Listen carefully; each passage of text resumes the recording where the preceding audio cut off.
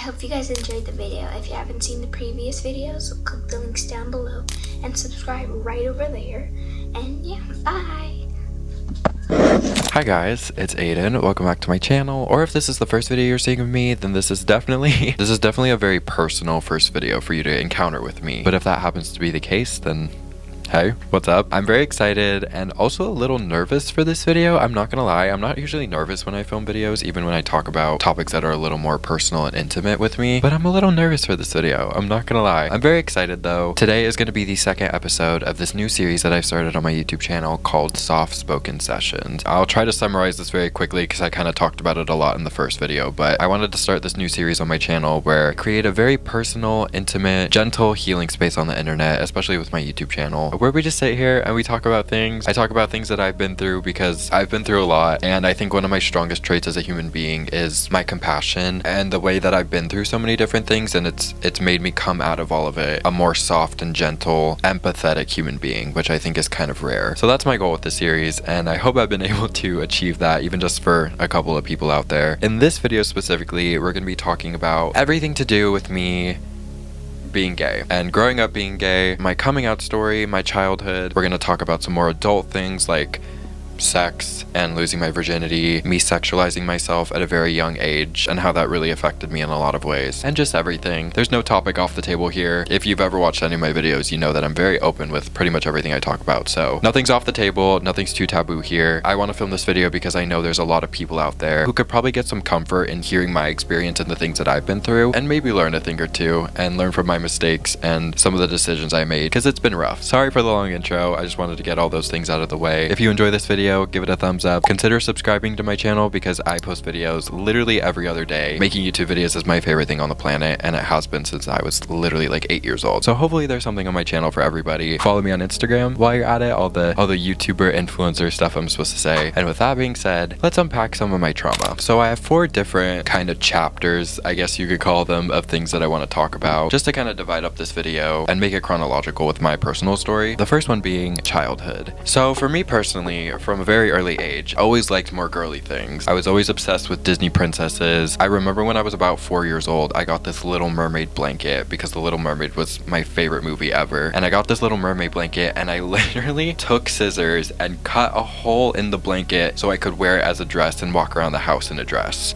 So that's sign number 1, I guess. But my entire life, I always liked the more stereotypical girl things. Like I said, I love Disney princesses. Anytime I'd go to the Disney store, I would want the princess doll, not any of the action figures. And this continued throughout my entire life. Everything that I did, it felt like I was always gravitating towards the things that girls were supposed to like. So like when I started school, for example, I never wanted to play soccer or football during lunch. I just wanted to sit with the girls at the lunch table and talk about life and talk about what's going on in our lives. And when you're that young, you don't think, oh my god, maybe I'm gay. You just think, this is what I like, this is what I like to do, this is what I like to be and talk about. I never saw anything wrong with it, and I also never saw myself as an outsider until other people made me feel like an outsider. As I started to get older and I got some of my first technology devices, I remember the first thing I ever got was an Amazon Kindle. So there you go. Me liking girly things continued even more so now that I had technology and I had access to the internet. I started watching a lot of YouTube very, very early on, and all of the creators that I started watching were creators that typically had like a female audience or a teen girl audience. To this day, I've talked about them so many times, but literally my favorite creators growing up were Alicia Marie, Miss Remy Ashton, Lord DIY, Mia Stammer, all of the lifestyle girlies, which if you know, you know.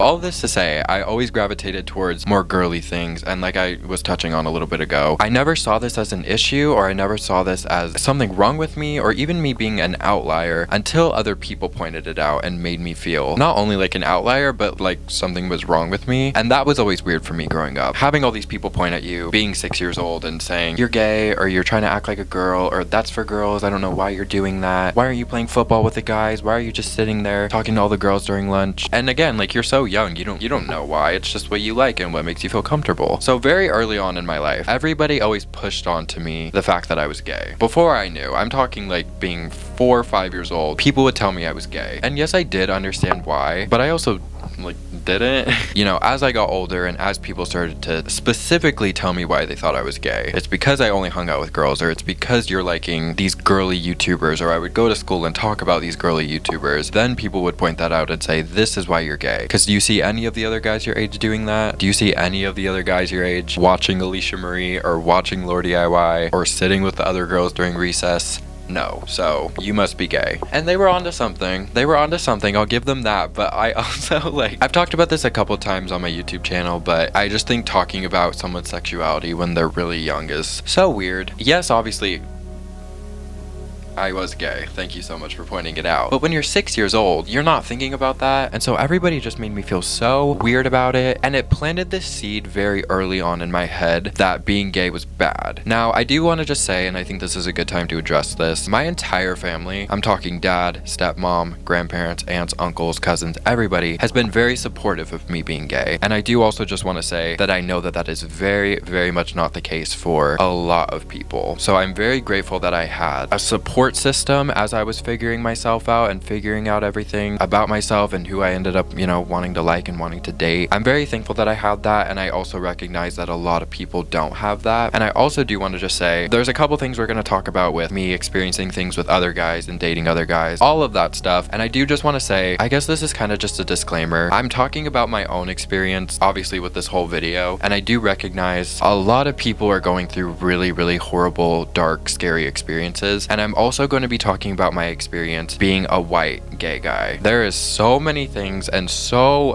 many other topics that I can't even begin to imagine, and it's also not my place to talk about other people's experiences. I'm going to talk a lot about in this video how being gay is really difficult, because it is, and it's a lot of self-discovery and figuring yourself out, and you know, doing that at a really young age is really difficult. But I'm so fully aware that my experience is a lot easier, and a lot of that is simply just because I'm not saying this in a cocky way. I'm very aware that I am a conventionally attractive young white gay guy, and there are so many other experiences that people have to deal with for simply not even just being white, for being anything but white. That just adds a whole other layer and a whole other realm of experiences that I will never understand and I will never have to deal with. And so I just want to recognize that, because I am going to be talking about my struggles, and I'm not going to, you know, obviously I'm not taking away from my own personal struggles, but I do want to recognize, because I know a lot of people who are going to watch this video are not going to be white gay guys, and they're not going to be, again, I'm not saying this to be like I'm the most attractive person ever, but I do recognize I am a conventionally attractive white gay guy. And I know a lot of people who watch this video are not going to be that, and there's going to be a lot of people, and I love that. I love that this video will reach so many different types of people, because I think despite everything and all the differences we might have, I would hope that anybody could take at least something from this video, even if it's just hearing my experience and finding a little bit of comfort in that. Just wanted to say that. I probably should have prefaced that at the very beginning of this video. But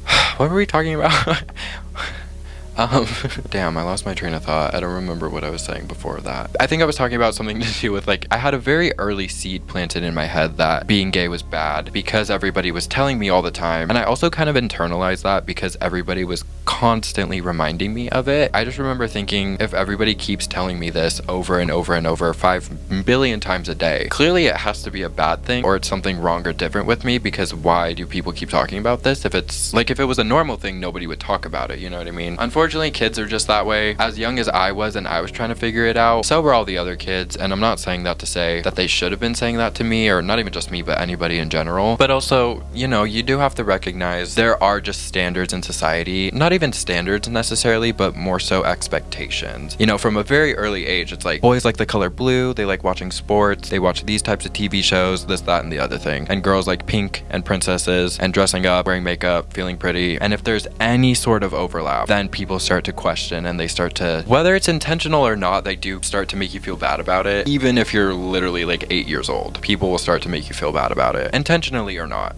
You know what I mean? So fast forward a little bit, all of this chatter going on my entire life. I remember getting really sick and tired of it. I remember getting so sick and tired of everybody telling me that I was gay. So much so to the point where I remember in 6th grade, I made up a rumor about myself, might I add. I made up a rumor that I had a crush on this girl who I was like best friends with. I told everybody in my circle, which obviously, you know, if you say one thing to somebody in 6th grade, it's gonna go, I think it was 6th grade. Yeah, I think it was 6th grade, 6th, 7th grade, whatever. If you tell one thing to somebody in middle school, it's gonna go around to the entire school. So the word got around very quickly that I had a crush on this girl. And I didn't actually have a crush on this girl, but I was so sick and tired of everybody saying that I was gay. Which again, they were right, but that's none of your business and you don't get to say that. So I was trying to take the power back, which I don't recommend doing this because the girl ended up finding out, and then she ended up saying that she also had a crush on me, and then I was put in a really awkward situation because I was like, yo, I actually don't like you like that. I don't know if I said that to her. I don't know how that conversation went. I kind of blacked it out. It was kind of traumatic for me, but like, moral of the story is I don't recommend doing that because it kind of backfired on me, but that's not the point. Anyway, I went around telling everybody that I had a crush on this girl because I was sick and tired of it. To my credit though, it did actually end up working. It did end up working, but it was also just met with so many people being so confused because they were like, wait, you like this girl? I thought you were gay. So then it was a whole other thing. But you know what's really interesting about it is that when people started to find out that I liked this girl, specifically a lot of the guys at the school, like the cool guys, then they wanted to talk to me because then I was actually a cool kid. This lasted like a week, like might I add, me being a cool kid, like this lasted a week. But I was a cool kid because I wasn't gay. Because obviously being gay is so not cool, right guys? Okay, but I became this cool kid because not only did I like this girl, but I was friends with all the girls, and everybody knew that, and it had been that way since like 2nd grade. So then I became the cool guy because I was the guy that everybody just thought was gay, but I actually wasn't gay.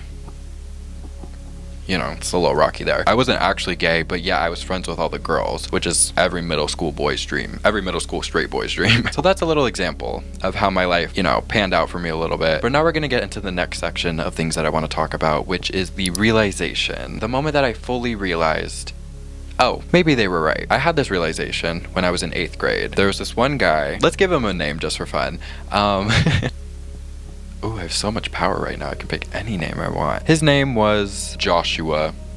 Sure. Joshua was somebody that I had known actually for many, many years. And ironically enough, Joshua was a triplet with 2 other girls. So it was 2 girls and then Joshua. They were like the 3 triplets that everybody knew about. And I had known of them for a while, especially because my stepsister was best friends with the 2 girl triplets. This is getting really confusing. Does this make sense? Anyway, who cares? Whatever. I had a crush on Joshua, okay? But I didn't know it then. When I was in 8th grade, I really, really wanted to be this dude's friend. And I didn't really know why. You know, he was like a quiet art guy.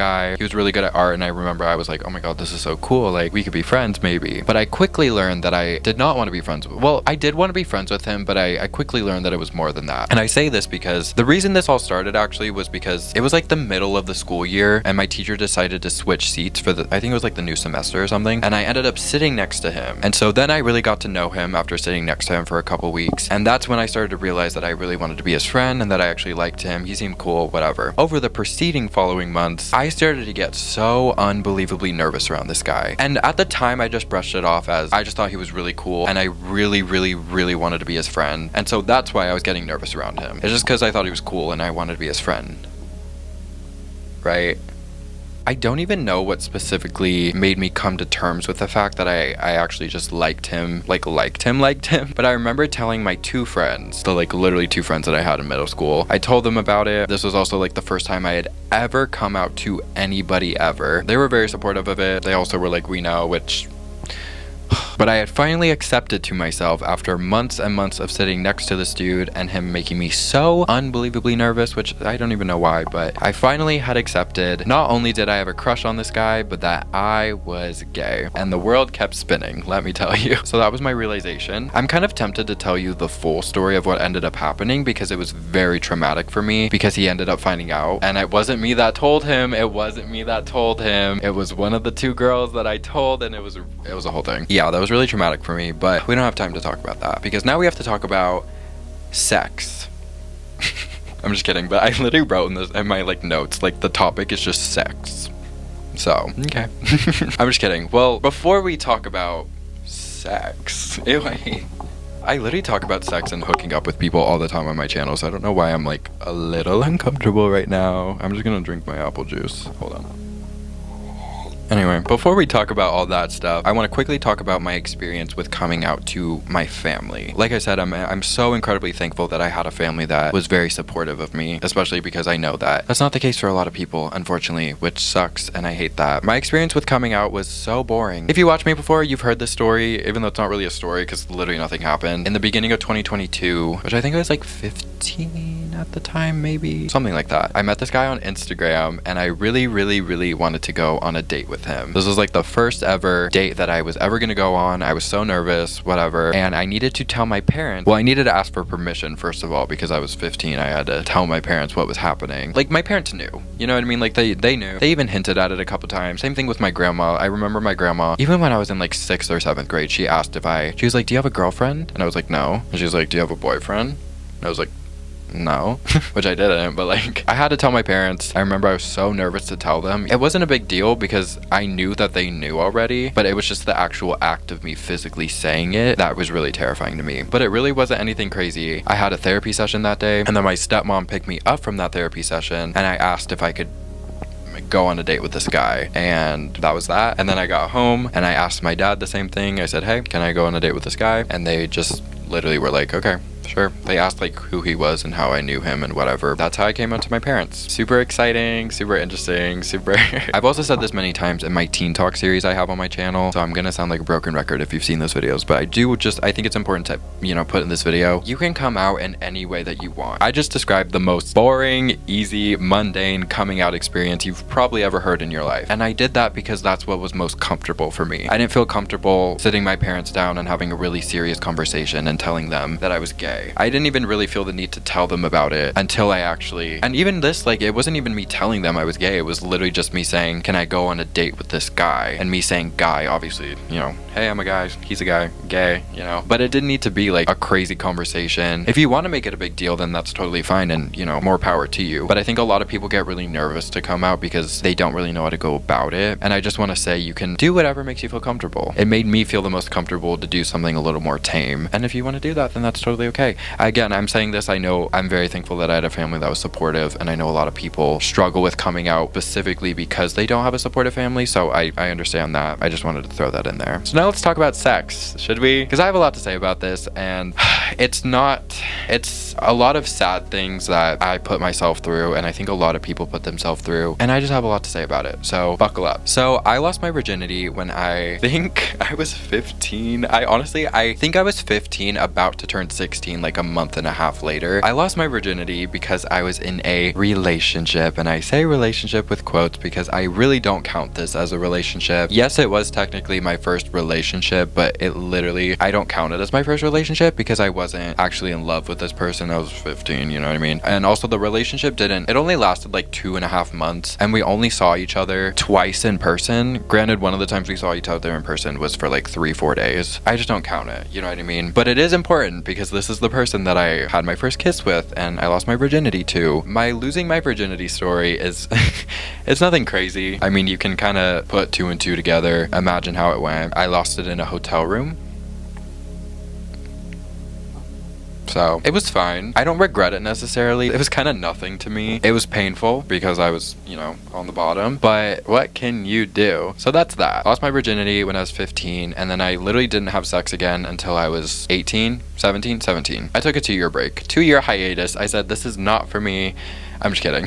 That's actually kind of a good segue into one of the things I wanted to talk about. I've never talked about this, and I'm really nervous to talk about it, but I think it's far enough behind me to where I'm not embarrassed about it anymore. I more so just empathize with my younger self for feeling like I had to do this because I just don't think it was necessary. One of the things that I feel super passionately about, and I think a lot of, especially if you're a little bit older, you can understand this. If you're a little younger, it's kind of hard to understand. And I'm saying this, I'm like literally 19, about to turn 20, but I'm still young. Anyway, one of the things that I feel very passionately about is the fact that I think there's a lot of over-sexualizing that happens when you are gay for so many different reasons. You know, I have my own opinions, but there is a lot of feeling like, and this is just my opinion, okay? Everything I'm saying is my opinion, but I just personally feel like there is a lot of over-sexualizing because you feel the need to catch up on the things that you're potentially missing out on. Obviously, being gay is a very weird experience because for a lot of different reasons, but one of the weirdest things about being gay is that you typically, when you're young, you don't get to have have a lot of the same experiences that some of your straight friends will have. You don't really get to get in relationships in high school or middle school. You don't get to go to your first dance. You don't get to go on dates. You don't get to lose your virginity until you're later in your life. You know, just statistically speaking, the percentage of gay people versus straight people out in the world is very slim, especially when you're younger, because, you know, figuring out your sexuality takes time, and it's something that a lot of people don't figure out until they are older, which is totally fine. That's, you know, your experience. There's no rush to figure anything out. But when you are young and you do have your sexuality, and you are somebody like me who I knew I was gay by the time I was 12, 13, it can leave you feeling very behind as you get older and as you know, go from a teenager to an adult, because you don't really get to have experiences like that. And if you do get to have experiences like that, they usually are pretty rare, and you feel like you have to hold on to those because you don't want it to slip away, and you don't want this opportunity to go away, because it's kind of hard to find those in the future. I get questions all the time from like 15, 16, 17-year-old gay guys who just ask me, how do you find people? And I never know how to answer it, because I've talked about this before, but literally it's so crazy. Every single dude that I've ever dated or hooked up with or literally did anything with is I literally met them through Instagram. It's just so weird. I don't know. It's weird. But because of this, I'm just gonna...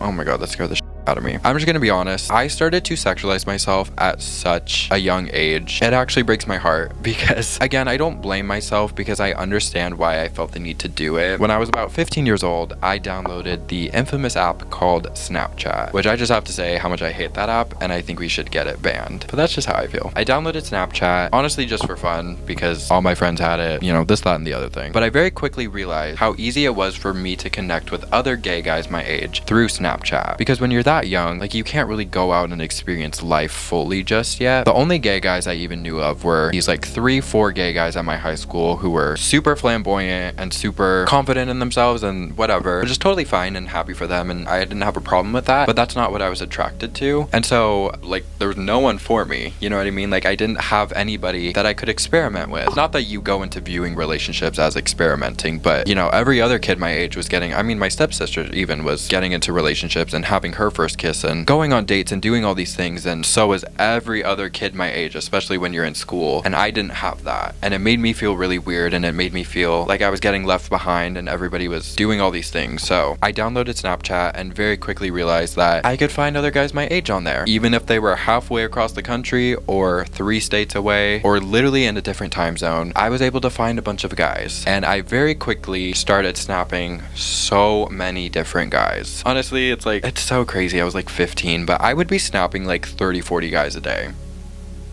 And that's embarrassing, and that's not something that I'm proud of. I'm just being so transparent, like that's literally what I was doing. And it very quickly escalated, because not only did I realize, oh my god, I can start talking to guys and meeting guys on here, but I can start experimenting sexually with these guys. Obviously, it's, you know, it's over the phone, so it's not actually anything in person. Not yet, anyway. But I hadn't experienced anything sexually with anybody in any sense of the word. I'm talking, I had never exchanged a nude, I had never sent one, I had never sexted, I had never had sex. I had never even seen another guy's dick before. Ever before. Literally ever. When I realized that I had all these other guys and that I could talk to them, and in turn I could do other things with them, it became, I don't want to say an addiction, because I wasn't addicted to it. It was a hyperfixation, I guess you could say, that I had for a while. In the long run, it made me feel like literal garbage for a lot of different reasons. I very quickly realized that I hate talking like this is so, I hate this. I very quickly realized the more forward and the more sexual I would be towards these guys, even just on Snapchat, the more likely they were to respond to me and to talk to me, and the more frequent messages I would get. If I were to just message one of them being super sweet and kind and anything and just saying, hey, good morning, how's your day, just checking in, seeing how you're doing, versus if I would say something suggestive or send something, it was always the fastest response. I took note of that very early on, and I realized, I guess this is just what I have to do to get people's attention. And I didn't mind it at the time, at least. I just kind of was like, you know, whatever. Like, I don't mind sending something or texting something if it means I can have a conversation with them, which it like breaks my heart, because you should never ever feel like you have to do something that you're not comfortable with it. Not that I was uncomfortable with it necessarily, but you should never feel like you have to sexualize yourself in order to just get a simple conversation back, because that's how I felt. I felt like I couldn't even, like, nobody would talk to me unless I would, you know, send something, which is horrible. And it breaks my heart, because I was literally 15 when this happened, and I know this is a very common experience for people, and I hate that. It also made me feel like afterwards, because anytime I would, we don't need to beat around the bush here. Anytime I would exchange nudes with somebody and we would be finished, like we'd be done, we'd, hit that point, whatever, it was silence afterwards. Complete and utter silence. And that is also what made me feel like literally worthless. I just felt like a toy, you know what I mean? Like, I give you what you want, you take it, and then you just leave afterwards. It's like you play with this toy, and then when you're done and bored with it, it's like, whatever, discard, move on to the next thing. It's a really horrible feeling, and it was one that I felt so consistently for like 2 years, honestly. This went on for 2 fucking years. I just want to say to anybody who's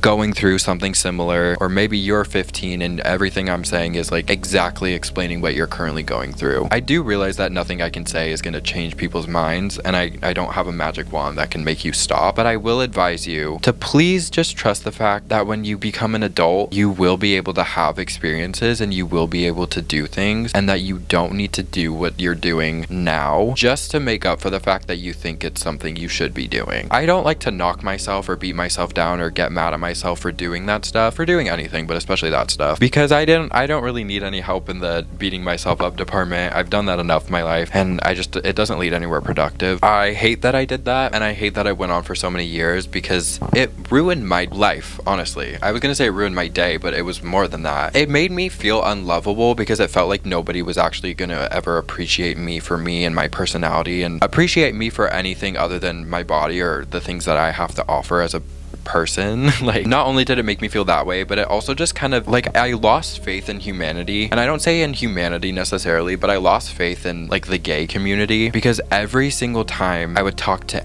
anybody, it was always like this all the time. There was never a single gay guy that I had ever interacted with on the internet, which I'm saying this because I know now that this is not how everybody is, but there was never a single gay guy that I had ever interacted on Snapchat that actually talked to me for me, because like I said, I could offer them something, or I could do, this, that, and the other thing, which again, if you're on Snapchat, that's the first red flag. That's, whatever. It was really, really difficult for me. I'm not gonna lie. It was really mentally exhausting and just heartbreaking and hard for me to go through. So much so that I went as far. I've never talked about this before. I've talked about this with a therapist, actually, because I was forced to talk about it. But this went on so aggressively, like the over-sexualizing myself, to the point where I started to post social media content. Mind you, I was like 16 or 17, posting sexually suggestive social media content, specifically on TikTok. While all this was going on, and actually a lot of the ways that I would find guys to talk to was through TikTok. There was a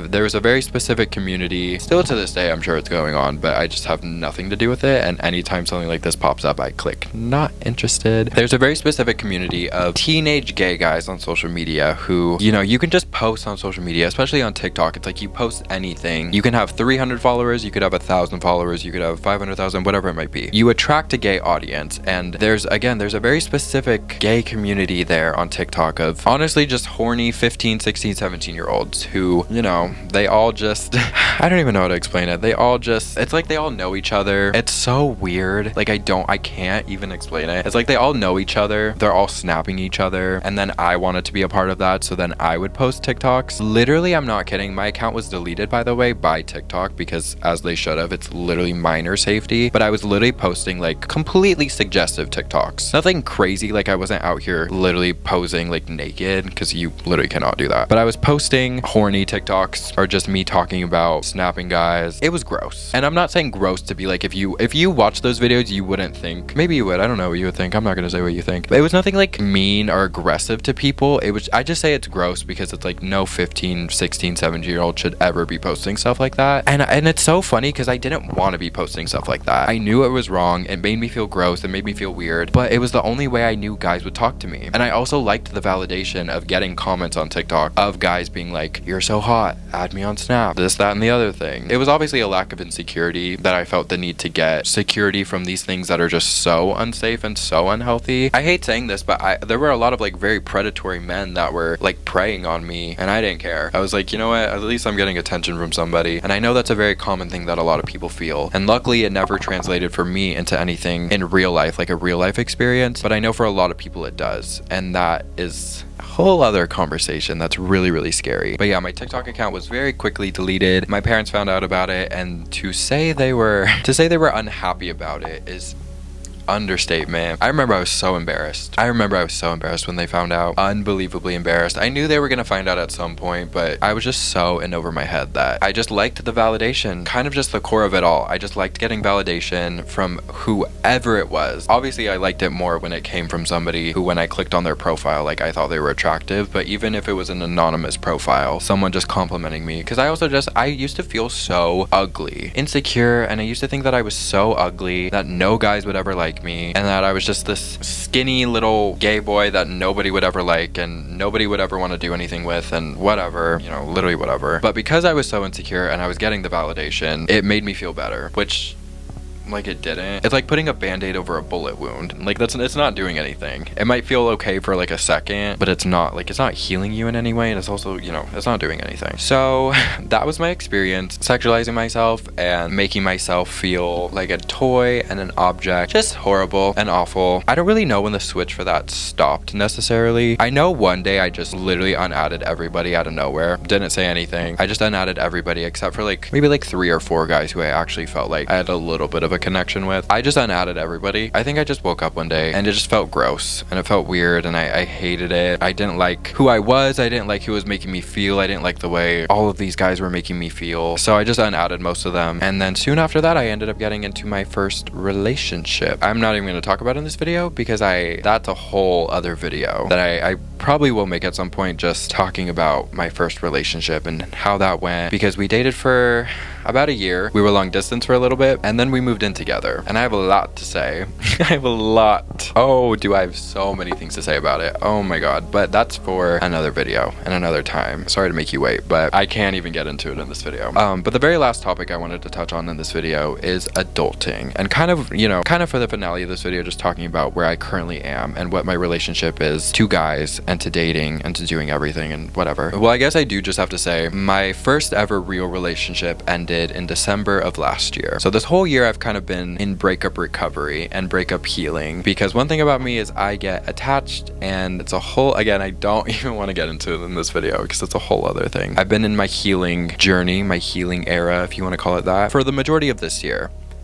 But I just wanted to say, because this is, you know, part of being gay, and I don't know, I feel like I should just put it in. In the beginning of this year, I was kind of hooking up with a couple people. I've talked about this before too with my Teen Talk series. I was hooking up with a couple people. I think, you know, as much as it is a joke, I do think the saying, sometimes to get over somebody, you have to get under somebody else. I do think that's, it's like, it's not right. You know what I mean? Like, you're not healing anything. You're not actually healing and getting over anybody. I had to do it. I did. I'm so sorry. There's a void I was trying to fill, and I knew it wasn't going to actually fill the void. Whatever. I was horny, okay? Like, sue me. Oh my god, arrest me. He was horny. I'm so sorry I was horny. I'm so sorry that I'm a 19-year-old dude who's horny.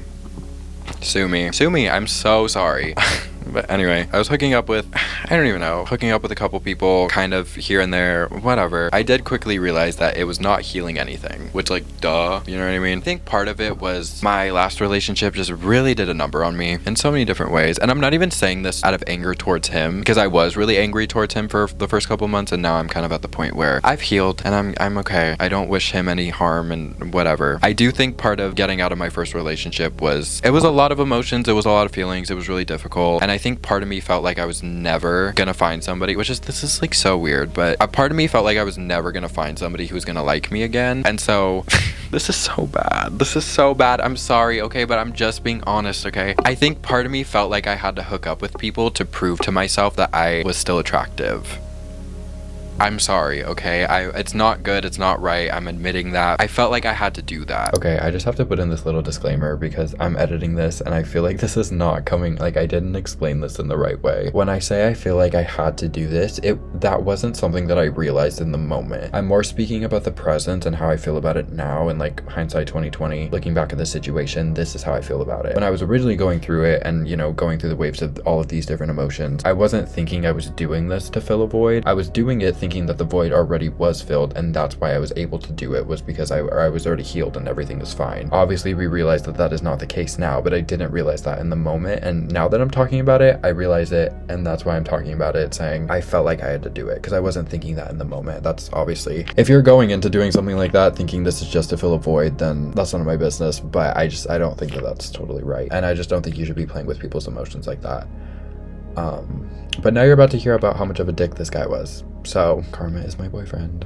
And then when I did hook up with these people and it did prove to me, you know, you are still hot, it's okay, I was like, you know what, I don't want to do this anymore. So I quickly stopped that. I also do just want to say, I don't want to come across as an asshole in this video and as somebody who's like just using guys to get over something or whatever. These guys also sucked. This one guy I was hooking up with literally at the beginning of this year, we hooked up, I was laying in his bed getting ready to go to sleep, and he literally tells me, you are so boring. So that's actually, if we're being honest, that's actually the real reason I stopped hooking.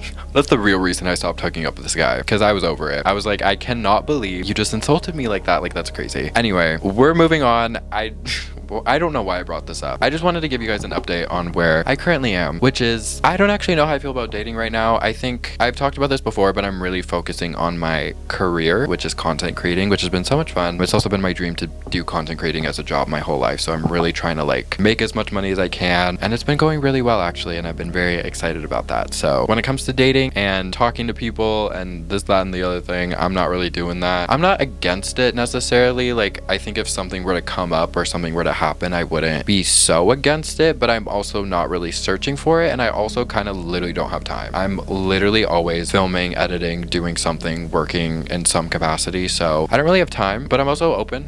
I literally do not know. Is that the end of this video? Is that how we're ending it? I don't know. I don't have anything else to say, I don't think. Maybe this is the end. Okay, bye. I'm just kidding. Well, I guess that's the end of this video. I don't know. I don't have anything else to talk about. I don't have any more topics on my little notes app thing here. Cool. Yeah, that was awesome. Okay, I'm gonna leave. Thank you guys so much for watching. I appreciate you guys so much. I feel like I just rambled a lot in this video, and I feel like a lot of it didn't make sense. I do hope that someone is able to take away something from this video, even if it's something so little as just feeling comforted over the fact that being gay is hard. Don't let anybody tell you anything different. It's a really difficult journey to go through yourself, like just dealing with that alone and trying to figure out who you are as a person and who you like and whatever it might be. But then to add on the added layers of telling it to other people and then trying to find other people and experimenting with people, it's a whole thing, and it's difficult and it's hard, and I never want to take that away from anybody. That's where I'm gonna leave you off. I love you. Please take care of yourselves. It's scary out there. There's a lot going on. It can be really, really overwhelming, but I just want to say that I'm here for you guys, and yeah, I love you so much. Give this video a thumbs up if you liked it. Subscribe to my channel. Like I said, I post a lot of content literally all the time, so you should subscribe, I think. And also follow me on Instagram, because I post cute pictures of myself on there, or I'm posting about Taylor Swift. And if you don't like Taylor Swift, then that's okay, but you should still follow me because you can see pictures of me. That was the most conceited thing I've ever said in my entire life, literally. Follow me because you can see cute pictures of me because I'm so cute and hot and attractive. That's not, I wasn't, whatever. I'm gonna go. I'm starting to say things that I don't mean. Okay.